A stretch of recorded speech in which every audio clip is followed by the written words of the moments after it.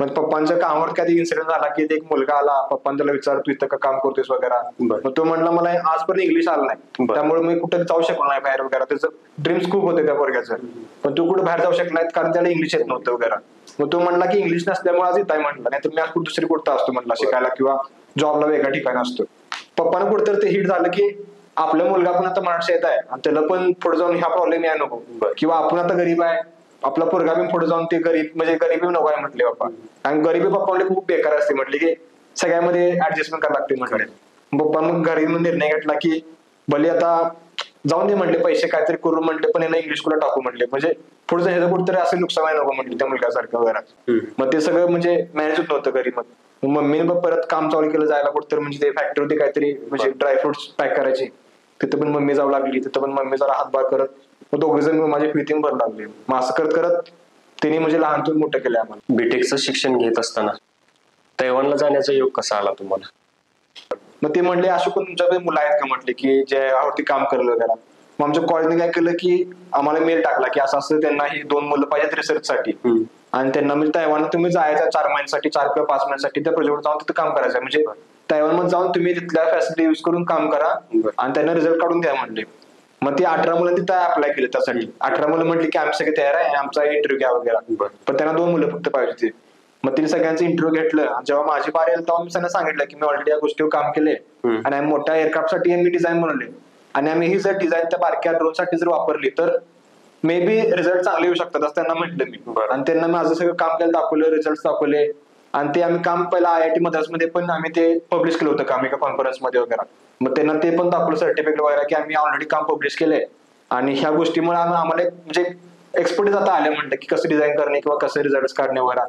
मग ते त्याच तिने मला म्हणजे पहिल्या ह्यामध्ये इंटरव्ह्यू मध्ये तिने मला सिलेक्ट केला की तू एक फिक्स साईज म्हटला जायचं, तू जायचं म्हटलं तैवानला आपल्या कॉलेजतर्फे. मग ते दुसरा असं एक मुलगा डिझायनिंग सिम्युलेशन मला तिने तयार केला आणि दोघांना आम्हाला तैवानला पाठवलं.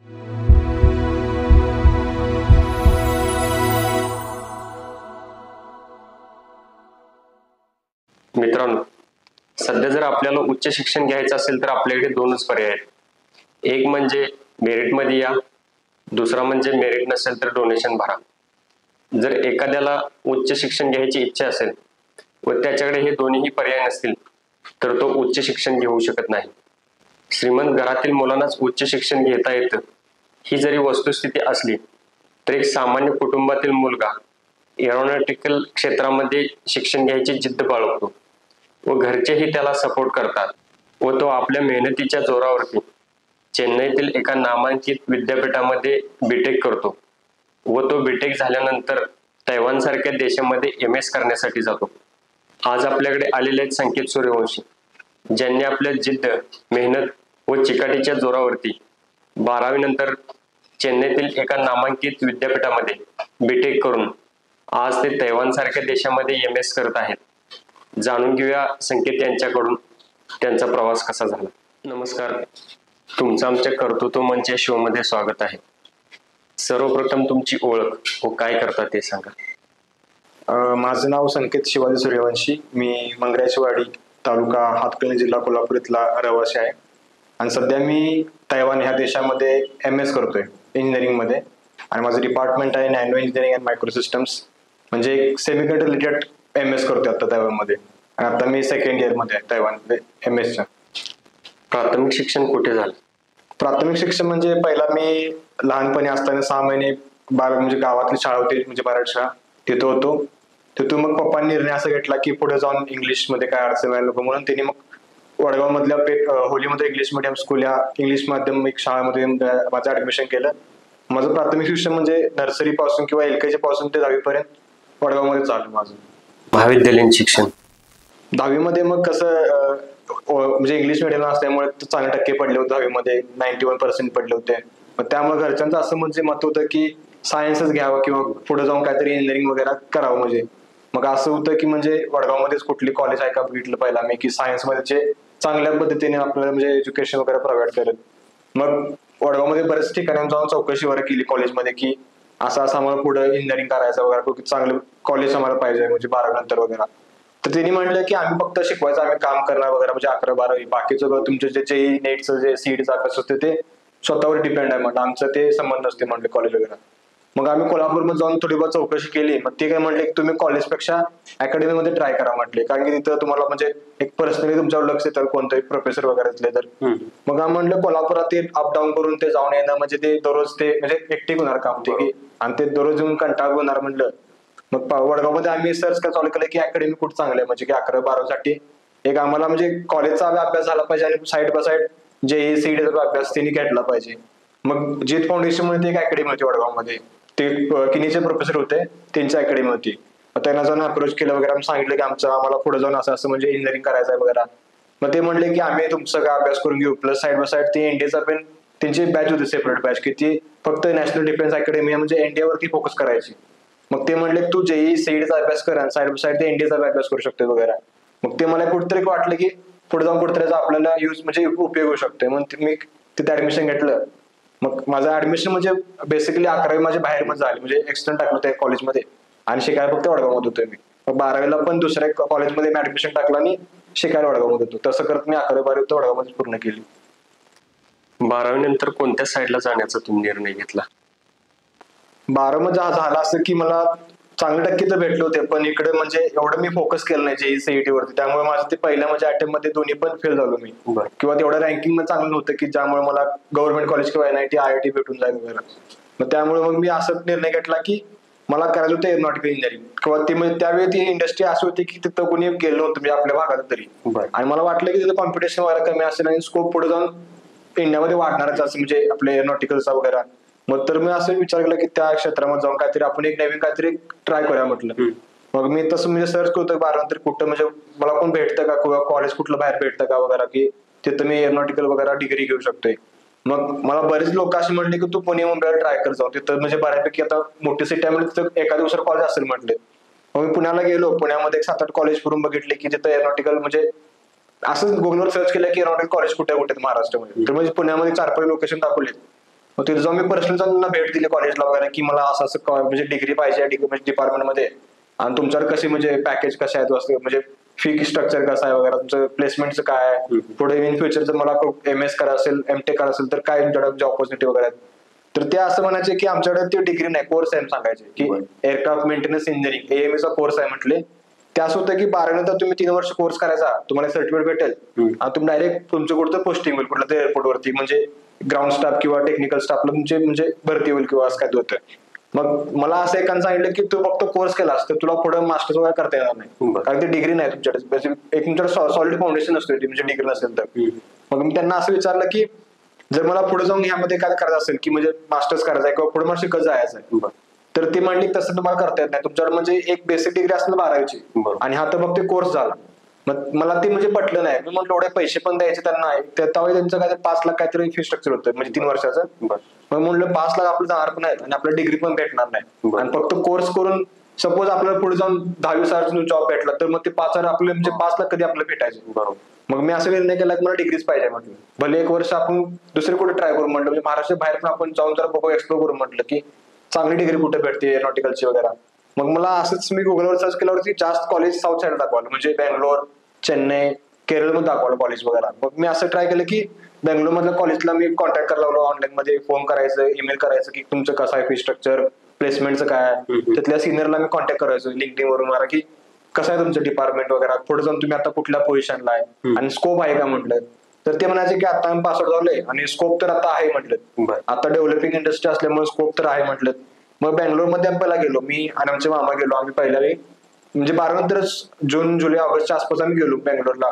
तिथं जाऊन कॉलेज एक्सप्लोर केली. त्यांचं म्हणजे फी तर जास्त होतेच, आणि त्यांना असं होतं की तुम्ही लेट आलाय आणि लेटची तुम्हाला पेनल्टी बसते आणि तुम्ही 1 का 2 लाख एक्स्ट्रा भरा म्हणाले. मग ते बजेट आमचं काहीतरी 7-8 लाखच्या आसपास चाललं होतं. मग मी जरा म्हणजे टेन्शन मध्ये आलो, कारण आमची बॅकग्राऊंड मध्ये स्ट्रॉंग नव्हतं पहिलं फायनान्शियल बॅकग्राऊंड वगैरे, की 7-8 लाख भरू आम्ही 4 वर्षांमध्ये. मग मी विचार केला की म्हटलं चेन्नईला पण कॉलेज दाखवते, मग चेन्नईला जाणं एकदा आपण बघून या म्हणजे कॉलेज कसे आहेत वगैरे, काय माहिती तिथं कमी फी असेल किंवा माझ्या 12% तिथं जरा कमी कन्सेशन भेटेल वगैरे. मग मी मामा घेऊन परत चेन्नईला गेलो. तिकडचं आम्हाला काहीच माहित होतं म्हणजे एरिया कसा आहे वगैरे, कॉलेज कुठं आहेत वगैरे. आम्ही असं गुगलवरती सर्च करत करत तिथं गेलो.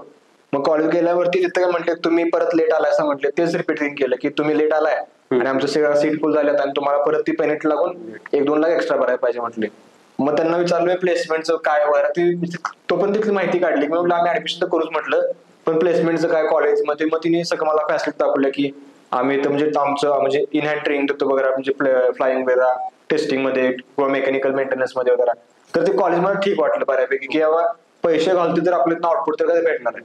पण ते असं होतं की 2-3 लाख मला ते द्यायचं होतं त्यांना एक्स्ट्रा, की म्हणजे पेनल्टीसाठी. मग मी परत घरी आलो आमच्या म्हणजे इकडे कोल्हापूरला. त्यांना विचार केला आमच्या गँग बसून की आता काय करायचं, 3 लाख भरायचं की काय करायचं. मग एकानं मला पप्पा आमचे म्हटले की तू गॅप होतोस का बघ 1 वर्ष, मग साईड बाय साईड तू JEE-CETचा अभ्यास पण कर. आणि ते तर आपलं लास्ट ऑप्शन तर आहेच कॉलेज, की जर कुठं काय झालं तर ते कॉलेज तर आहेच लास्ट ऑप्शन. मग मी असं विचार केला की 1 वर्ष आपण गॅप घेऊ, JEE-CETचा अभ्यास पण करू आणि साईड बाय साईड त्या कॉलेजचं स्वतःच एंट्रन्स पण होती VEEE म्हणून. मग ती कॉलेजच्या एंट्रन्सचा पण अभ्यास करायला लागलो मी. म्हटलं की त्यावेळेस जर रँकिंग चांगलं आलं तर तिथं म्हणजे कमी पैशात पण आपलं ऍडमिशन होऊ शकतं म्हटलं. म्हणजे आता जेवढं भरायचं होतं त्याच्या किमान एक 25% आम्हाला भरायला लागत असतो. नंतर जर ते एक्झाम क्रॅक केली तेव्हा 100,000च्या आसपास रँकिंग आलं माझं तर. मग मी 1 वर्ष गॅप घेतला, परत कोल्हापूरच्या आकाश फाउंडेशनला ऍडमिशन टाकलं लेट बॅच म्हणून. मग तिथं मी JEEचा, CETचा आणि त्या VEEचा म्हणजे तिघांचा अभ्यास सायमल्टेनियस करत गेलो. मग तेव्हा झालं असं की मी फोकस कशावर केलंच नाही, म्हणजे JEE पण केलं नाही आणि CET केलं नाही. मी त्यांच्या कॉलेजवरती फोकस करतो जास्त. त्यामुळे माझं JEEचं मग पर्सेंटेज कमी झालं त्यावेळी. पण मग मी JEEचं मी डोक्यात विचार करून टाकला की आता JEE तर होणार नाही म्हणलं. मग माझ्या 2 महिन्यानंतर होते. मग मी CET फोकस केलं. मग CET बाय चान्स माझं 98% त्यावेळी पडलं लकीली अभ्यास करून वगैरे. मग मी कॉलेज बघितलं, म्हणजे कॅप राऊंड मध्ये ऍडमिशन टाकायला गेलो. पहिल्या राऊंडला तर कुठं चांगलं भेटलं नाही आमच्या आसपास. मला मुंबई किंवा पुणे या एरियामध्ये कॉलेज पाहिजे होते. मग मला दुसऱ्या राऊंडला नागपूर, गोंदिया त्या साईडला कॉलेज भेटत होते इलेक्ट्रिकल डोमेन मध्ये. मग मी म्हटलं की हे सगळं एवढे गॅप टाकून परत त्या साईडला जाऊन परत इलेक्ट्रिकल करायचं आहे, मग आपलं ड्रीमचं राहते म्हटलं की एरोनॉटिकल आपलं करायचं, त्यासाठी आपण गॅप घेतलाय वगैरे. पप्पा म्हणले की तू VEEचा परत अभ्यास कर आणि त्यामध्ये रँकिंग किती येते बघा, दोन्ही मध्ये आपण विचार करू म्हणजे काय करायचं. त्यात जर रँकिंग चांगलं तर तिकडे जा म्हणजे चेन्नईला जाऊन अभ्यास, म्हणजे तू एरोनॉटिकल कर म्हटले. मग ती एक्झाम जाऊन ऑनलाईन होती पुण्यामध्ये. मग ती एक्झाम द्यायला गेलो पुण्यामध्ये, परत त्यांचं स्कोरिंगवर चांगलं झालं माझं. नंतर रँकिंगची लिस्ट आली, त्यामध्ये माझं काहीतरी 1750च्या आसपास रँकिंग बसलं होतं ऑल इंडिया रँक मध्ये. आणि तेव्हा काय 3.5 लाखच्या आसपास काय ते मूल्य बसले त्या एक्झामसाठी, म्हणजे पूर्ण देशामध्ये. मग त्यांना मी परत मेल केला वगैरे, रँकिंग लिस्ट त्यांना स्क्रीनशॉट वगैरे पाठवलं की म्हटलं असं असं माझं हे आहे आणि मला किती फी बसते म्हटलं. मग ते म्हटले की तुला एक 17,000च्या आसपास वार्षिक फी बसेल कॉलेजची अकॅडमिकची, आणि हॉस्टेलची काहीतरी 30,000 एक्स्ट्रा होती म्हणजे राहण्या खाण्याचं. बरं तेवढं बाहेर खर्च आला असता. पप्पा म्हणले की बघ काय करतोयस, तुझा निर्णय आहे, म्हणजे तुला फ्री मध्ये गव्हर्नमेंट कॉलेज जाऊन म्हणजे इलेक्ट्रिकल करायचं आहे का तुला, म्हणजे 17 जाऊन दे म्हटले, पण आपण तुझं जे ड्रीम आहे एरोनॉटिकलचं ते करूया म्हटले. मग मी विचार केला, मग म्हटलं पप्पांना काय करूया म्हणलं, आपली परिस्थिती तर नाही म्हटलं अशी काही 17,000 महिन्यात भरून तिथं जाऊन राहणे वगैरे. आणि ती पहिल्यापासूनच मी घरात असल्यामुळे मला ती बाहेर जाऊन राहण्याची मला जरा भीती होती की ओढलाम जाऊन कसं राहायचं वगैरे. पप्पा म्हणले की बघ काय जर तू जरा शांत डोक्यात निर्णय घे, तो सिनियरला विचार काय करू वगैरे. म्हणजे आज पप्पा म्हणले की आता जे निर्णय घेशील त्यावर तुझं पूर्ण डिपेंड आहे म्हटलं, करिअर डिपेंड आहे म्हटलं. की आता जर तू घाबरून घरात बसलास किंवा जवळ कुठचं घेतलास पुणे मुंबई साईडला, तर पुढे जाऊन तुला परत रिग्रेट होणार की आपण त्यावेळेस जर आपण चांगला डिसिजन घेतला असता आज लाईफ वेगळी असती म्हटले. मग मी विचार केला, मग म्हणलं पप्पा म्हणलं आपण लोन करू वगैरे, एज्युकेशन लोन वगैरे करू वगैरे, पण तू जा असलं जा माझ्या तयारी आहे म्हणजे घालवायचं तुला. मग परत आम्ही लोन ते केलं इकडून, मग चेन्नईला गेलो, तिथे ऍडमिशन झालं वगैरे. मग मला 70-80,000 ते फी बसली होती. मग तिथं मग मी 4 वर्ष बीटेक मध्ये एरोनॉटिकल मध्ये केलं चेन्नईमध्ये. 1ली ते 10वी इंग्लिश मिडियम स्कूल, 12वी नंतर बीटेक साठी चेन्नई विद्यापीठामध्ये. हे शिक्षण घेत असताना ह्या सगळ्या पाठीमागे तुमची घरची पार्श्वभूमी कशी? घरची म्हणजे जेव्हा मी म्हणजे बारको होतो तेव्हा पप्पा जॉब करायचे आणि मम्मी हाऊस वाईफ होती आणि पहिलं जॉईंट फॅमिली होती आमची. मग असं व्हायचं की जे काही पैसे यायचे घरामध्ये ते सगळं म्हणजे सगळ्यांचं स्पीड व्हायचे वगैरे. आणि त्यामुळं सेव्हिंग काही नव्हतंच पप्पांचं की असं म्हणजे की साठवून ठेवले वगैरे. आणि पप्पांचा जॉब खूप म्हणजे मला माहिती होता तो पप्पांना आता 1100 रुपये काय पगार होता स्टार्टिंगला, म्हणजे महिन्याला पगार होता काय ते. आणि ते फक्त जेव्हा म्हणजे RM मध्ये टेक्सटाईल इंडस्ट्री आहे तिथे फक्त जस्ट ती फाउंडेशन चालू होती त्या कंपनीचं. आणि पप्पा तिथं आमच्या काहीतरी म्हणजे बांधकामच्या ह्यामध्ये काम होते पहिला.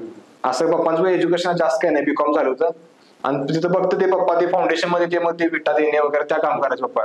तेव्हा काय 1100 रुपये काय ते पप्पांना भेटायचे. त्यात ते जॉईंट फॅमिली असल्यामुळे ते पैसे काय भरायचे नाहीत म्हणून, ते बाजार इकडे तिकडे ते आम्ही पारखा असल्यामुळे दवाखाने वगैरे ते त्याच पैसे उडायचे सगळे. मग मी पप्पांनी मला इथं म्हणजे गावामध्ये शाळा होती मराठी शाळा, त्यामध्ये मी ऍडमिशन केलं होतं. 6 महिने तिथं गेलो. मग पप्पांच्या कामावर काही इन्सिडेंट झाला की एक मुलगा आला, पप्पांना त्याला विचार तू इथं का काम करतोस वगैरे. मग तो म्हणला मला आजपर्यंत इंग्लिश आलं नाही, त्यामुळे मी कुठे जाऊ शकलो नाही बाहेर वगैरे. त्याचं ड्रीम्स खूप होते त्या पोरग्याचं, पण तू कुठे बाहेर जाऊ शकला नाही कारण त्याला इंग्लिश येत नव्हतं वगैरे. मग तो म्हणला की इंग्लिश नसल्यामुळे आज इथं म्हणला, नाही तर मी आज कुठे दुसरी कुठं असतो म्हणला शिकायला किंवा जॉबला वेगळ्या ठिकाणी असतो. पप्पानं कुठेतरी ते हिट झालं की आपला मुलगा पण आता मराठी येत आहे आणि त्याला पण पुढे जाऊन ह्या प्रॉब्लेम या नको, किंवा आपण आता गरीब आहे, आपला पोरगा पण पुढे जाऊन ते गरीब म्हणजे गरिबी नको आहे म्हटले पप्पा. आणि गरिबी पप्पा म्हणजे खूप बेकार असते म्हटले की सगळ्यामध्ये ऍडजस्टमेंट करायला लागते म्हटले. पप्पा मग घरी निर्णय घेतला की भले आता जाऊन दे म्हटले, पैसे काहीतरी करू म्हटले, पण यांना इंग्लिश स्कूलला टाकू म्हटले, म्हणजे पुढचं ह्याचं कुठेतरी असं नुकसान आहे नको म्हटले त्या मुलगासारखं वगैरे. मग तिने लगेच माझं त्या 6 महिन्यामध्येच ऍडमिशन चेंज केलं.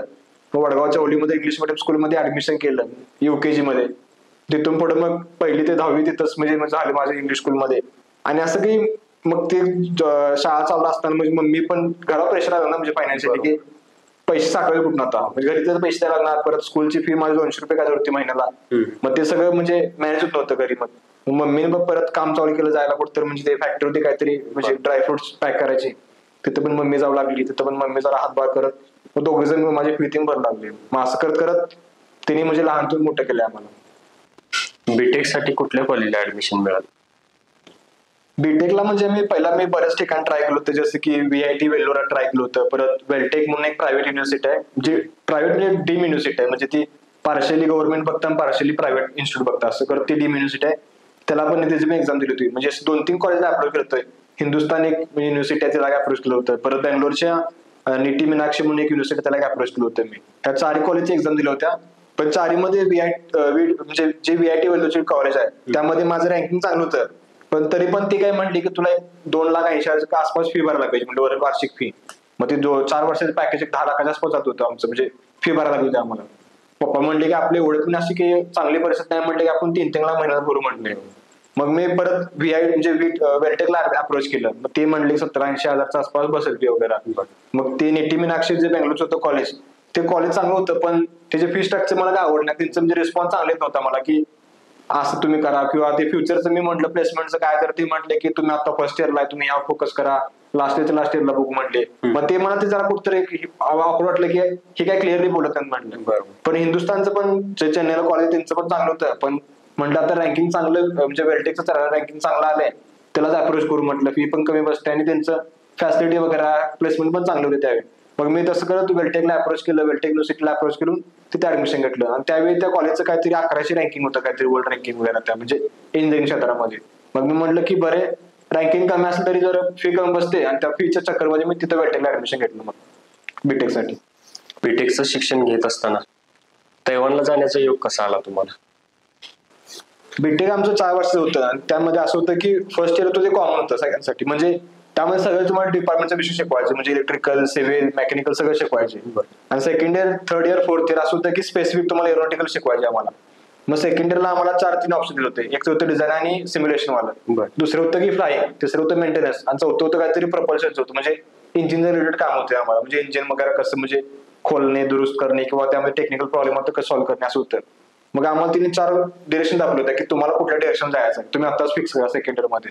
मग माझं जरा डिझायनिंग आणि सिम्युलेशन मध्ये जास्त असं म्हणजे ओढ होती मला, की प्लेनचं डिझाईन कसं करायचं, किंवा तिथे टेस्टिंग कसं करायचं डिझाईन झाल्यावरती. त्यात तिचे म्हणजे ते विंग्स असतात किंवा टेल असते एअरक्राफ्टची, ती कशी टेस्ट करायची, त्यांचं म्हणजे किती उडणार किंवा किती तेल खाणार, ते सगळं त्या गोष्टी टेस्ट करणे, त्यामध्ये जरा इंटरेस्ट वाटला मला. मग तिने पहिला आम्हाला 4 गोष्टी सांगितलं होतं की ह्या डिपार्टमेंटमध्ये काय असतं किंवा ह्या फील्डमध्ये काय असतं. ती डिझायनिंग मला थोडं जरा अट्रॅक्टिव्ह वाटलं त्या टाइमला. मग मी डिपार्टमेंट म्हणजे डिझायनिंग मध्ये हे घेतलं, ऍडमिशन घेतलं. आणि डिझायनिंग करत सिम्युलेशन करत आमचं पहिलं सेकंड इयर म्हणजे ऑनलाईनच झालं लॉकडाऊनमुळे. त्यामुळे घरी असल्यामुळे सगळं ऑनलाईन, सगळं ते सॉफ्टवेअर वगैरे काम करणे, डिझायनिंग टेस्टिंग करणे, ते सगळं ऑनलाईन झाल्या गोष्टी. थर्ड इयरला जेव्हा गेलो मी कॉलेजला वापस लॉकडाऊनवरती सगळं निघल्यावरती, तेव्हा तिने मग आमचं म्हणजे ऑनग्राउंड सगळं प्रॅक्टिकल चालू असायचं. मग डिझाईन कसं करणे, किंवा ते डिझाईन झालेलं मॅन्युफॅक्चरिंग करून कंपनीकडून पार्ट्स यायचे आम्हाला, मग ते टेस्टिंग कसं करणे वगैरे, ते डिझाईन पार्ट्स वगैरे ते चालू होतं. मग त्यावेळी असं झालं की थर्ड इयरच्या सेकंड सेमिस्टरमध्ये एक प्रोजेक्ट आला होता, म्हणजे तैवानची युनिव्हर्सिटी, ते तानकेंग युनिव्हर्सिटी आणि DRDOचं प्रोजेक्ट होतं, जॉईंट प्रोजेक्ट आहे. आणि ते आम्हाला कॉलेजला कोलॅबोरेट केलं होतं त्यांनी, की तुमच्या कॉलेजमधली कोण मुलं आहेत का ह्या प्रोजेक्ट काम करायसाठी. मग त्यांचं असं टार्गेट होतं की असं एक एअरक्राफ्ट त्यांना बनवायचं होतं जे कमीत कमी फ्युएलमध्ये जास्त ट्रॅव्हलिंग करेल. कारण आता कसं होतं की जास्त तेल कन्झ्युम करून एअरक्राफ्ट फ्लाय करतात, त्यामुळे ते पोल्युशन वगैरे ते चालूच आहे, CO2 गॅस निघण्यावर त्यांना. मग DRDOचं असं विजन होतं की असं एक डिझाईन म्हणजे तयार करा म्हणजे मुलांना, की ते जास्त इफिशियंट असावं म्हणजे नेचरसाठी किंवा म्हणजे ओढण्यासाठी वगैरे. मग आमच्या कॉलेजमध्ये असं राऊंड चालू होता की कोण चांगलं डिझाईन करते त्याला आम्ही या प्रोजेक्टमध्ये म्हणजे एनरोल करून घेऊ वगैरे. मग आम्ही 4-5 जण एक त्याने एनरोल केलं वगैरे त्या गोष्टीमध्ये, तिने डिझाईन वगैरे करून दाखवलं. कारण डिझायनिंग टीमलाच फक्त दिलं होतं टार्गेट की तुम्ही डिझाईन करून दाखवू शकताय का, असं म्हणजे की जे इफिशियंट असेल किंवा आम्हाला प्रूव्ह करत होतं की डिझाईन असे आहे आणि ना एवढं कमी तेल कमी खाणार आपले वेअर किंवा. मग मी आणि माझ्या मित्रांनो दोघांपासून बरेच आम्ही डिझाईन ट्राय केले वगैरे, वेगवेगळ्या डिझाईन, लेन्थ, साईज वगैरे, त्या विंग्सच्या फक्त बॉडी सेम राहत होती, फक्त साईडचे विंग्स होते ते फक्त आम्हाला चेंज करत होती. आम्ही बरेच डिझाईन केलं वगैरे आणि आम्ही रिझल्ट काढले होते त्यातनं की हे डिझाईन केल्यामुळे एवढं आता कमी येणार आहे आपलं, म्हणजे की मी एवढे लिटर आपलं तेल कमी जाणार आहे म्हणजे विमानमध्ये. मग ते आम्ही जाऊन सरांना दाखवलं वगैरे की सर असं रिझल्ट आल्यात आणि असं आहे. मग ते डिझाईन आम्ही त्यांनी काय केलं, कॉलेजवाल्यांनी हे सांगितलं की या मुलांनी असंच तयार केलं आणि ह्यांची एवढी एफिशियन्सी आहे म्हटली आपल्या ह्या डिझाईन मध्ये. मग ते कॉलेज ते प्रोजेक्ट सगळं तैवानला माहिती पाठवली की असं दोघांनी तयार केले वगैरे. मग ते तैवान सर काय म्हणले की ते सगळं प्रोजेक्ट झाला, आमचं ते मायनर प्रोजेक्ट होता कॉलेजचा, ते आमचं संपला त्यावेळी. तिथून पुढे 4-5 महिने असं आमचं काम चालू होतं कॉलेजमधलं, अकॅडमिक्स वगैरे त्यावर फोकस केला आम्ही.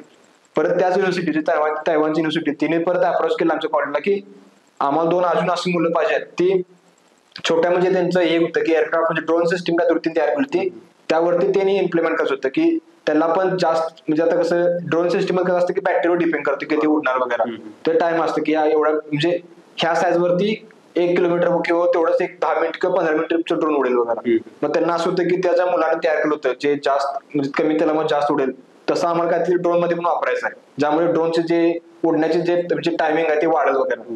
मग ते म्हणले अशी पण तुमच्याकडे मुलं आहेत का म्हटले की जे आवडती काम करेल वगैरे.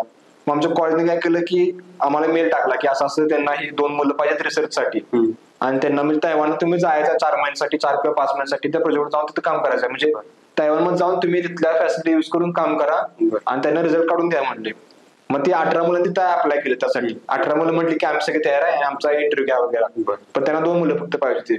मग तिने सगळ्यांचं इंटरव्ह्यू घेतलं. जेव्हा माझी बारी आली तेव्हा मी त्यांना सांगितलं की मी ऑलरेडी या गोष्टीवर काम केले आणि आम्ही मोठ्या एअरक्राफ्टसाठी मी डिझाईन बनवले आणि आम्ही ही जर डिझाईन त्या बारक्या ड्रोनसाठी जर वापरली तर मे बी रिझल्ट चांगले येऊ शकतात असं त्यांना म्हटलं मी. आणि त्यांना माझं सगळं काम केलं, दाखवलं, रिझल्ट दाखवले आणि ते आम्ही काम पहिला IIT मद्रासमध्ये पण आम्ही ते पब्लिश केलं होतं काम एका कॉन्फरन्समध्ये वगैरे. मग त्यांना ते पण दाखवलं सर्टिफिकेट वगैरे की आम्ही ऑलरेडी काम पब्लिश केलंय आणि ह्या गोष्टीमुळे आम्हाला म्हणजे एक्सपर्टीज आता आले म्हणतात की कसं डिझाईन करणे किंवा कसं रिझल्ट काढणे वगैरे. मग ते त्याच तिने मला म्हणजे पहिल्या ह्यामध्ये इंटरव्ह्यू मध्ये तिने मला सिलेक्ट केला की तू एक फिक्स आहेस म्हटला, जायचं तू जायचं म्हटलं तैवानला आपल्या कॉलेजतर्फे. मग ते दुसरा असं एक मुलगा डिझायनिंग सिम्युलेशन मला तिने तयार केला आणि दोघांना आम्हाला तैवानला पाठवलं. तैवानला गेल्यावरती मग ते 4 महिन्याची इंटर्नशिप होती, ते गव्हर्नमेंटने फंड केली होती पूर्ण तैवान गव्हर्नमेंटमध्ये. आणि त्यावेळी पण कोरोना असल्यामुळे मग ते आम्हाला तिकडून मेल येणं बंद झालं होतं म्हणजे तैवानमध्ये. आम्ही कॉलेजला अप्रोच करायचं की आम्हाला जायचंय का नाही, कॉलेजमध्ये आम्ही डॉक्युमेंट तुमचे पुढे पाठवलेत. पण ते कोरोनामुळे तैवानकडून रिप्लाय येत नाही म्हणजे गव्हर्नमेंटचा. गव्हर्नमेंट म्हणायचं की आम्ही जरा पिझ्झा आहे कोरोना केसमध्ये वगैरे आणि तुम्ही जरा थांबा, तुमचं सगळं स्टँड पाठवले आम्ही. आणि तेव्हा रिस्क असं होते की बाहेर गेलं तर ते बघणार कोण, म्हणजे रिस्क होतं ना, म्हणजे ते हेल्थ इश्यू होता वगैरे, कोरोना कोणा झाला वगैरे. आणि तिकडे चायना साईडला जायचं होतं आम्हाला. मग ते कॉलेज पण तयार नव्हतं की कॉलेज पण घाबरत होतं की तुम्ही गेला आणि तुम्हाला काय झालं तर कोण जबाबदारी घ्या तुमची वगैरे. मग कॉलेज पण घाबरत होते की तुम्ही पण जाऊ नका. आणि आम्हाला असं होतं की जायचं का नाही, आम्हाला प्रश्न होता कारण आमचं त्यावरती लास्ट इयर डिपेंड होतं आमचं की जायचं का नाही किंवा दुसरी कुठे इंटर्नशिप बघू काय म्हणून. मग कॉलेज नंतर आमचं म्हणत होतं की आम्ही डॉक्युमेंट्स पाठवले, आमच्याकडचं काम सगळं झाले, आता तुम्ही तैवानच्या वरती डिपेंड आहे म्हटलं, तैवानकडून मेल आला तर तुम्ही जाऊ शकता म्हटले. मग मी ते करता साईड बाय साईड इकडे पण इंडियामध्ये पण इंटर्नशिप शोधत होतो. मग लकीली एक दिवस त्यांचा ईमेल आला की तुम्ही येऊ शकताय का, असं म्हणजे 4 महिनेच आहे, सप्टेंबर ते जानेवारी 2022 पर्यंत. मग मी परत विचार केला, घरी विचार सांगितलं की जाऊ काय म्हणून, असं इंटर्नशिपच्या ऑपॉर्च्युनिटी आल्या तैवान, म्हणजे राहायला काय फक्त फंड करते, जाण्याचा खर्च फक्त आपलाय म्हटलं. मग परत ते घरी सेकंड डिस्कशन केलं वगैरे की जायचं का नाही, किंवा कोरोना होता रिस्क कोण घेणार, म्हणजे तिकडे चाललाय परत त्या चायनाच्या साईडला चाललाय तुम्ही वगैरे. मग पप्पा म्हणले की त्यावेळी बघ तुला जर जाऊ वाटत असेल जा, फिरून येणं असेल म्हणजे भले राहून दे काय एक्सपिरियन्स भेटायचा, पण तुला जर संधी मिळायला जायची बाहेर देशामध्ये तर जाऊन ये म्हणले. मग मी तसं मी ट्राय केलं, मग जाऊन त्यांना मेल केला की एवढ्या खर्चामध्ये होईल का म्हटलं, माझ्याकडे तेवढंच आहे म्हटलं, 30,000 राखून होतं पप्पाचं त्यावेळी. मग मला म्हटलं फ्लाईट तिकीट फक्त होईल का म्हणले यामध्ये, तर ते म्हणले की तेव्हा 35,000 तिकीट होईल का तुला. तर पप्पा म्हणले तुझं तिकीट काढून जा, ते जाऊन राहण्याचा काय खर्च काय नव्हतं, मग ती कॉलेज बघत होतं आमचं राहण्या खाण्याचं. मग जाऊन ते राहण्या खाण्याचं कॉलेज बघायचं, परत तिने मग स्टायपंड चालू केलं आम्हाला आमचं ते काम बघून वगैरे. मग त्या स्टायपंड मध्ये एस तिकीट मी करून घेतलं. मग असं करत मी ते तायवानचं मॅनेज केलं. म्हणजे ते एक इंटर्नशिप होती गव्हर्नमेंटची, ते गव्हर्नमेंटची इंटर्नशिप थ्रू मग तायवान मी एंट्री घेतली होती पहिला मी. तैवानमध्ये MS करत असताना कोणत्या क्षेत्रामध्ये करतात? आता मी nano engineering and micro systems ही सेमीकंडक्टरची एक डोमेन आहे, त्यामध्ये MS करतोय. ही डोमेन अशा आहे की त्यामध्ये तुम्ही सेन्सर असतात जे मोबाईलमध्ये, स्मार्ट वॉचमध्ये किंवा टीव्ही काय कशामध्ये जे इलेक्ट्रॉनिक वस्तू आहेत त्यामध्ये जे सेन्सर वगैरे यूज होतात मशिनी म्हणजे हॉस्पिटलमध्ये किंवा इंडस्ट्रीमध्ये, ते सेन्सरचं स्वतः डिझाईन करणे, फॅब्रिकेशन करणे आणि ते टेस्टिंग करणे. आणि ते असं होतं की मेम्स म्हणजे जे हे आहे म्हणजे नवीन आहे मायक्रो इलेक्ट्रोमेकॅनिकल सिस्टम्स, ते अशा आहे की कमीत कमी म्हणजे जागेमध्ये तुम्ही जास्त सेन्सर कसे बसवता किंवा एका सिलिकॉन वेफरवरती तुम्ही जास्त सेन्सर कसे तुम्ही फॅब्रिकेट करू शकता, त्या गोष्टीवरती आता आम्ही रिसर्च करून जे सेन्सर बनवणे, टेस्टिंग करणे किंवा ते इंडस्ट्रीला जाऊन कोलॅबोरेशन करणे, त्या गोष्टीवरती आता मी MS करतोय. MS झाल्यानंतर भविष्यामध्ये काय प्लॅनिंग आहे? MS झाल्यावरती आता ऑप्शन दोन तीन ऑपॉर्च्युनिटी आहेत सध्या मी आता डोक्यामध्ये ठेवत की एक तर PhDचा मार्ग आहे, म्हणजे एक तर आता मास्टर झाल्यावरती त्या सेम लॅब मध्ये PhD करायची, सेमच म्हणजे टॉपिक वरती. दुसरा असा आहे की जॉब करणे, म्हणजे आता मास्टर झाल्यावरती तर बरेच ऑपॉर्च्युनिटी आता ओपन झालेत आम्हाला की मास्टरसाठी बरेच त्याच्या वॅकन्सी वगैरे असतात. तर दुसरा प्लॅन असा आहे की जॉब करणे. तिसरा प्लॅन आहे की परत इंडियामध्ये येऊन इंडियामध्ये काहीतरी जॉब वगैरे करणे असं आहे. मग आता मी सध्या असं विचार करतोय की जर PhD केली तर परत 6 वर्ष तर अडकून राहणार आपण त्या एका सेम कॉलेजमध्ये सेम लॅबमध्ये. आणि दुसरा असा आहे की जर जॉब केला तर एकतर माझं मंथली काहीतरी पगार चालू होईल किंवा तिथून मग मी पैसे घरी पाठवून एक स्टेबल लाईफ जगता येईल असं विचार करतोय. मग तिसरा ऑप्शन असा आहे की परत इंडियामध्ये जर आपण वापस आलो मास्टर्स करून तर तिथं जे पॅकेज भेटणार आहे ते इथं भेटणार आहे स्टार्टिंग मध्ये. मग परत तिथे इंडियामध्ये येऊन स्ट्रगल करायला ती मग नको वाटतंय आता. मग असं आता डोक्यामध्ये असं आहे की 90% तर मी जॉबचा विचार करतो सध्या मास्टर्स नंतर. तैवानमध्ये MS तुम्ही सेमीकंडक्टर या क्षेत्रात करत आहात. जी मुलं सेमीकंडक्टर या क्षेत्रात येऊ इच्छितात त्यांच्यासाठी तुम्ही काय सांगू शकता? सेमीकंडक्टर आता असं एक डोमेन झालंय की प्रत्येक इलेक्ट्रॉनिक्स मध्ये जे आपण युज करणार आहे त्यामध्ये सेमीकंडक्टर यूज होतच. आणि आता जगामध्ये त्याची एवढी डिमांड वाढत चालली की आता असं कुठल्याच इलेक्ट्रॉनिक्स वस्तू नाही की ज्यामध्ये सेमीकंडक्टर यूज होत नाही. आणि त्यामुळे प्रत्येक मोबाईल घ्या किंवा स्मार्ट वॉच घ्या, स्मार्ट टीव्ही घ्या, प्रत्येकामध्ये डे बाय डे आता सेमीकंडक्टर वाढत चालले. कारण ते आता जास्त फॅसिलिटी आपण टाकलं. आता जसं की पहिला स्मार्ट वॉच नव्हतं, नॉर्मल अॅनालॉग किंवा डिजिटल वॉच होते. आता स्मार्ट वॉच आल्यामुळे त्यामुळे बरेच सेन्सर त्यामध्ये यूज होतात.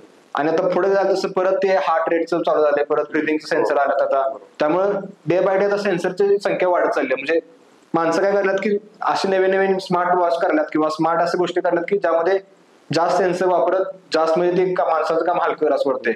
मग असं माझं मत आहे की ही डोमेन आता वाढत चालली पुढे जात तसं. आणि आता इंडियामध्ये पण बरेचसे आता तैवानच्या कंपनीज वगैरे शिफ्ट व्हायल्यात की सेमीकंडक्टर मॅन्युफॅक्चर तुम्ही करा किंवा डिमांड एवढी आहे की त्यांना आता कंपनी जागा कमी पडल्या तैवानमध्ये की एवढे डिमांड असून आम्ही स्वतः फक्त त्यांना देऊ शकत नाही, तुमची म्हणजे गरज पूर्ण करू शकत नाही पूर्ण जगाची. मग ते आता बरेच त्यांच्या कंपनी म्हणजे इंडियामध्ये किंवा बांगलादेशमध्ये पण तिने बरेच आता तैवानमध्ये कंपनी लागल्यात. मग असं मी म्हणतो की जे मुलं आता सेमीकंडक्टर मध्ये जाण्याचे म्हणजे ट्राय करतात किंवा त्यांना जाण्याची इच्छा आहे त्यांना खूप आता म्हणजे भरपूर असं त्यांना आता ऑपॉर्च्युनिटी अवेलेबल आहे इथून पुढे पण इंडियामध्ये पण. आता बरेच आता टाटाची किंवा फॉक्सकॉनचे बरेचसे प्लांट इंडियामध्ये आता म्हणजे डेव्हलपिंग स्टेजमध्ये त्यांना बरेचसे आता मुलं पाहिजेत. आणि त्यांचं तर पहिलं फॅब्रिकेशन काय 2027 ला निघणार आहे टाटावाल्यांचं. मग त्यांनी असं प्रेडिक्ट केलं की त्यावेळी किमान एक 4 ते 5 लाख वॅकन्सी निघणार आहेत म्हणजे इंडियामध्ये 2-3 वर्षांमध्ये नंतर. मग ते असं म्हणतात की जे मुलं आता सेमीकंडक्टर मध्ये आहेत त्यांनी त्यांचं फ्युचर खूप ब्राईट आहे असं आता प्रेडिक्ट केलं टाटावाल्यांनी. तर मी असं म्हणतो की ज्यांना जायचं त्यांनी म्हणजे जरूर जावा त्या क्षेत्रामध्ये, वॅकन्सी भरपूर आहेत आता तरी.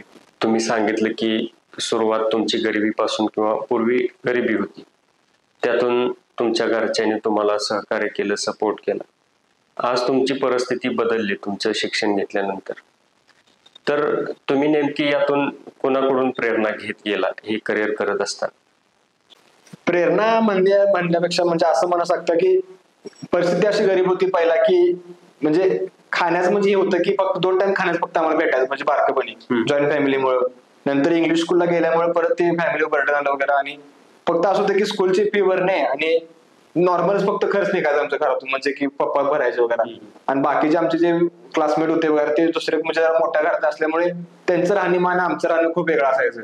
आम्ही गावातलं जात असतो म्हणजे गावातलं असल्यामुळे मी ते जरा वेगळं वाटायचं. मग त्यांच्यामध्ये बसणे किंवा आपले कपडे त्यांचे कपडे, त्यांचं खाणं आपलं खाणं, मग ते कुठं ना कुठं असं कधी गरीबाची एक फील यायची यामध्ये की आपण गरीब आहे, आपण काहीतरी वेगळं यायचं लक्षात वाटायचं. मग 10वी पर्यंत असं काय एवढं काय वाटलं नाही कारण की घरी कधी समजत नाही आम्हाला की आपण गरीब आहे किंवा आपले फॅमिली कंडिशन एवढी खराब आहे म्हणून. जसं माझं 10वी झाली 11वी ऍडमिशन घेतलं, मग तिथं मला खर्च काय आला की एवढा खर्च कॉलेजचा, आपली फॅमिली इन्कम एवढी आहे. मग ते कुठं ना कुठं मग मला फील झालं की आपण गरीब आहे, आपण जास्त म्हणजे असं दुसऱ्यांसारखं नाही आहे की आपण जास्त कुठं पण ऍडमिशन करू शकतो, कुठं पण जाऊ शकतो वगैरे, गाडी मोबाईल असं काही नव्हतं आम्हाला 11वी-12वीला. मग ते एक कुठं होतं की आपलं गरीब आहे आणि आपल्याला ती गरिबी मिटवायची, असं कुठं होतं की परत आपला आता आपण गरीब आहे ठीक आहे, पण इथून पुढे 5 वर्षांना आपण ह्या स्टेजला नाही राहायचं. मग असं होतं की ते पण एक कुठं मोटिवेशन आहे की आपण गरीब आहे आणि आपल्याला गरिबी मिटवायची. तर ते एक म्हणजे हे होतं की गरीब न राहायचं आपल्याला, ते मोटिवेशन असून मग मी पुढे शिकत गेलो किंवा पुढे माझं ध्येय वाढत गेलं की आपलं कुठं ना कुठं जाऊन आपल्याला ही म्हणजे क्रॅक करायचं आहे, म्हणजे पॉवर्टी नाही आपली. आणि दुसरं असं होतं की मम्मी आमचे जेव्हा म्हणजे लहान होती, म्हणजे 11-12 झालं मम्मीचं, तेव्हा तिला असं होतं की तिला बीएड करून त्याला शिक्षिका बनायचं होतं त्यावेळी. आणि त्यांची पण जॉईंट फॅमिली होती आणि त्या काळात असं म्हणजे जास्त मुलींना हे देत नव्हते की परवानगी तुम्ही शिका वगैरे. मग त्यांच्या फॅमिली काय प्रॉब्लेममुळे तिला शिकता आलं नाही पुढे 12नंतर. मग त्याचं 12नंतर 1 वर्ष गॅप घेऊन तिचं लग्न केलं आमच्या मम्मीचं. मग तिला कुठं ना कुठं हे राहिलं होतं की आपल्याला शिक्षिका बनायचं होतं आणि घरच्यामुळे आपल्याला शिकता आलं नाही.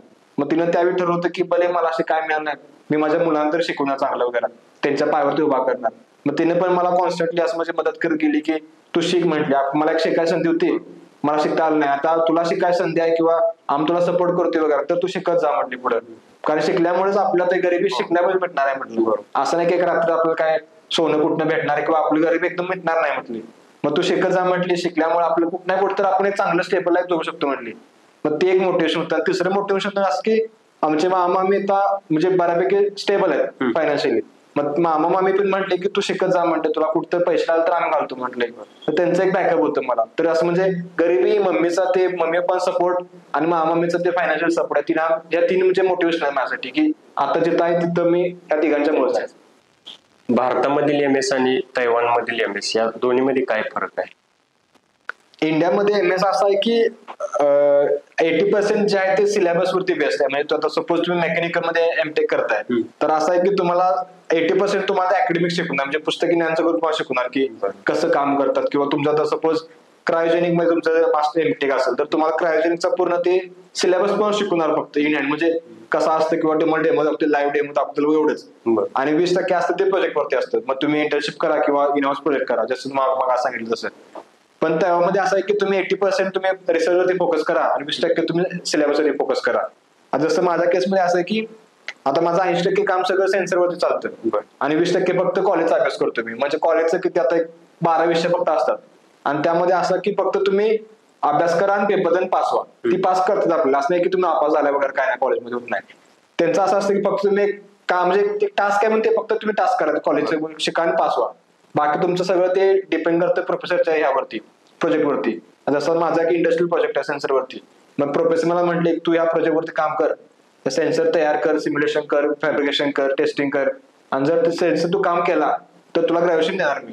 जोपर्यंत सेन्सर काम नाही करतो पण तुला ग्रॅज्युएशन नाही. मग आता माझं असं झालं की 1.5 वर्षामध्ये मी सेन्सर तयार केलाय, सिम्युलेशन केलं, फॅब्रिकेशन केलं, आता टेस्टिंग चालू आहे माझं सध्या म्हणजे सेन्सरचं.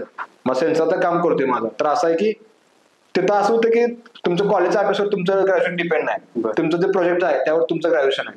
तर तैवानचा आणि इंडियाचा म्हणजे खूप फरक आहे यामध्ये. तैवान म्हणजे जास्त रिसर्च ओरिएंटेड काम करतात.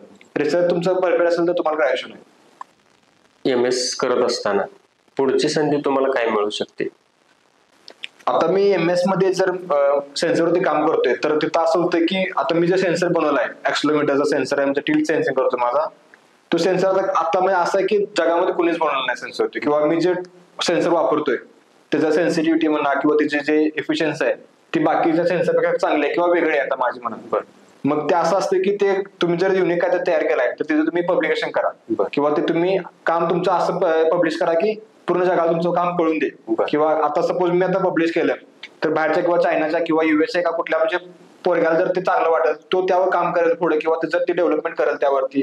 त्यामुळे असं असतं की आमच्या लॅबमध्ये असं नियम आहे की तुम्ही जर काय वेगळं केलाय किंवा तुमचे चांगले सेन्सिटिव्हिटी वगैरे सेन्सरची तर तुम्ही ते काम पब्लिश करा किंवा कॉन्फरन्स तुम्ही ते दाखवा किंवा पब्लिश करायचं असं आहे. तर मी असंच एका युएसचा ट्रान्सड्युसर म्हणजे एक संस्था आहे त्या कॉन्फरन्सला अप्लाय केलं होतं मी की माझा सेन्सर असा आहे आणि मी सेन्सरमध्ये असं काम करतोय आणि ही सेन्सिटिव्हिटी आहे माझी. मग तिथल्या त्या सायंटिस्ट लोकांना ते काम इथलं आवडलं युएसच्या. मग तिने माझा ते पेपर वगैरे ऍक्सेप्ट केला. तिने मला इन्व्हिटेशन पाठवलंय परत की तुम्ही येऊन इथं म्हणजे फ्लोरिडा त्यांचं आहे अमेरिकामध्ये की तुम्ही तिथे येऊन तुमचं काम पब्लिश करू शकताय का, किंवा आता आमची जे कॉन्फरन्स ह्या वर्षी भरणार आहे 2025 फ्लोरिडामध्ये, त्या तुम्ही कॉन्फरन्सला येऊ शकताय का, किंवा तुमचं काम तुम्ही दाखवू शकताय का, तुमचं जाण्या येण्याचा खर्च किंवा तिथला रजिस्ट्रेशनचा खर्च कॉलेज बघेल म्हटले, तुम्हाला फक्त येऊन फक्त 6 दिवस थांबून तुमचं काम फक्त आम्हाला दाखवू शकताय का वगैरे. मग असे बरेच संधी भेटतात आम्हाला. मध्ये मी दुसरा एक कॉन्फरन्स होता ICSS म्हणून तायवामध्ये, तिथं पण मी माझं काम दाखवलं त्यांना. बाहेरचे बरेचसे लोक म्हणजे बाहेरचे प्रोफेसर येतात दुसऱ्या देशामधले, त्यांना ते काम दाखवणे, ती मग त्यावरती क्वेश्चन विचारतात की तुम्ही कसं केला, ह्यावरून दुसऱ्या या पुढे काय काय काय करणार आहे सेन्सरवरती, किंवा आता हे ठीक आहे पुढे तुमचे नेक्स्ट प्लॅन काय, नेक्स्ट सेन्सर कसं तुम्ही तयार करणार आहे. मग असं बरेचसे म्हणजे अपॉर्च्युनिटी भेटतात त्यामध्ये MS करत असणं, की तुम्हाला एकतर शिकायला मिळतं, भरपूर इंडस्ट्रियल एक्सपोजर मिळतं, आणि बरेच असे कॉन्फरन्स वगैरे किंवा पब्लिकेशनच्या थ्रू म्हणजे तुम्हाला बरेच देश फिरायला मिळतात. बरेचसे म्हणजे तायवामध्ये पण बरेच ठिकाणी फिरलोय मी त्या सेन्सरच्या नावाखाली, म्हणजे की इथं जाऊन पब्लिश करा, इथं जाऊन ती माहिती त्या सेन्सरची. दुसऱ्या कॉलेजमध्ये बोलतात टॉक द्यायला की तुम्ही आमच्या मुलांना सांगा तुम्ही सेन्सर कसं तयार केला, त्यांना फक्त तुम्ही मोटिवेट करा, त्यांना तुम्ही आयडिया द्या की मी असं केलं तर तुम्ही या सेन्सरवरती असं करू शकताय, तुम्ही हे सेन्सरचे असं तुम्ही मॉडिफिकेशन करू शकताय. तर हा पण सेन्सर म्हणजे हे पण एक चान्सेस आहेत की त्यामध्ये MS करण्याचे, की तुम्ही काम पण करताय, तुम्ही शिक्षण पण घेताय आणि तुम्हाला फिरायला संधी पण भेटते. तर हे एक चांगली ऑपॉर्च्युनिटी आहे त्यामध्ये काम करण्याची. सुरुवातीची तुमची गरीब परिस्थिती होती, तुम्हाला घरच्यांनी सहकार्य केलं, सपोर्ट केला, आज तुम्ही शिक्षण चांगल्या पद्धतीने घेतात, तैवान सारख्या देशामध्ये MS करत आहात. तर पहिली परिस्थिती आणि आत्ताची परिस्थिती या दोन्हीमध्ये तुम्हाला काय फरक जाणवतो किंवा काय फील करता तुम्ही? फील म्हणजे आता तर म्हणजे प्राऊड वाटते माझ्यावरती की ठीक आहे आपण गरीब होतो आणि आता आपण आता एक स्टेबल लाईफ जगतोय, किंवा आपण एक मास्टर्स करतोय आणि इथून पुढे जे लाईफ असेल तर स्टेबल असणार आहे माझी. तर पहिला असं एक भीती वाटायची पहिला की आपण गरीब आहे, एवढं आमचा विचार नको करायला किंवा होणार नाही वगैरे. तर आता असं वाटते की बाबा आपण थांबलो नाही कुठं आजपर्यंत, की गरीब आहे म्हणून आपण कुठं आपण ट्राय करायला केलं नाही किंवा हे केलं नाही. मी ट्राय करत गेलो सगळीकडे, म्हणजे इंडियाला पण बऱ्याच ठिकाणी मी फिरलोय, म्हणजे भारत असताना म्हणजे बेंगलोर, मुंबई, पुणे सगळे फिरलोय मी. तिथं पण कुठं म्हणजे काही यश आलं नाही मला, सगळे नापास झालो तिकडे मी. मग असं नाही की मी नापास झालो किंवा मी एक्झामला बसण्यास बंद केलं, किंवा म्हणजे घरचे असं होते की तू जा म्हणायचे, पैशाचं टेन्शन नको, तू जा, कुठं जायचं तू जा, एक्झाम दे. मग असं आता फील वाटते की बाबा गरीब असून पण आपण आता ह्या लेवलला आलोय, तर एक प्राऊड फील वाटतो स्वतःवरती, आणि स्वतःवरती वाटते प्राऊड, आणि घरच्यांचं पण असं कौतुक वाटते की तिने मला कुठं असं पण थांबू दिलं नाही, की पप्पा मी आज पण कसं कुठं म्हटलं नाही की आपण गरीब आहे तू तर जाऊ नकोस, किंवा ते चॅनल जातात पण असं म्हटलं की तू जा म्हटलं, आपण लोन काढू म्हटलं तुझ्यासाठी. मग त्यांचं पण कुठं कौतुक वाटतं मला की तिने पण कुठं सपोर्ट केलाय वगैरे. मामा असेल, मामी असेल, ते पण असं दाखवलं नाही की एवढं पैसे घालून कुठं चाललाय बाहेर वगैरे, तिथं कुठं शिक, मग त्यांनी पण सपोर्ट केला. तर असं त्या सगळ्यांचं कौतुक पण वाटतं, स्वतःवरती प्राऊड वाटतं की आपण कुठं होतं आणि कुठं गेलो आता. इथे येऊन कसं वाटलं ते सांगा. इथे म्हणजे पहिलं तर सरांचं मी म्हणजे हे मागतो, थँक्यू म्हणतोय ना, की मला एक संधी दिली तुम्ही मला माझं जर्नी सांगण्याबद्दल, किंवा कसं गेलो तिथलं, म्हणजे माझी करिअर पाथ कशी होती ते सांगण्याची मला संधी दिली, त्याबद्दल त्यांना पहिला थँक्यू म्हणतो. आणि परत असं म्हणतो की हे जे तिने प्लॅटफॉर्म चालू केला तो खूपच चांगला आहे, कारण की मी जेव्हा बीटेक करतो तेव्हा मला बाहेरचं काय माहित होतं की बाहेर कसं जायचं, किंवा MS साठी कसं ऍप्लिकेशन करायचं, किंवा बाहेर कसं पडायचं देशातून अप्लाय कसं करायचं, काहीच माहित नव्हतं. आता तुम्ही जे कोण ऐकता ते आता त्यांना एक आयडिया भेटेल की कसं अप्रोच करायचं किंवा कसं बाहेर जायचं, किंवा हे पण तुम्हाला आता बाहेर जाणार समजेल की गरीब असणं आणि बाहेर जाणे यामध्ये काय म्हणजे हेच नाही, म्हणजे काय कॉन्ट्रीब्युशन हे नाही, म्हणजे कम्पॅरिझन करू शकत नाही आपण गरीब आहे किंवा बाहेर जाऊ शकत नाही.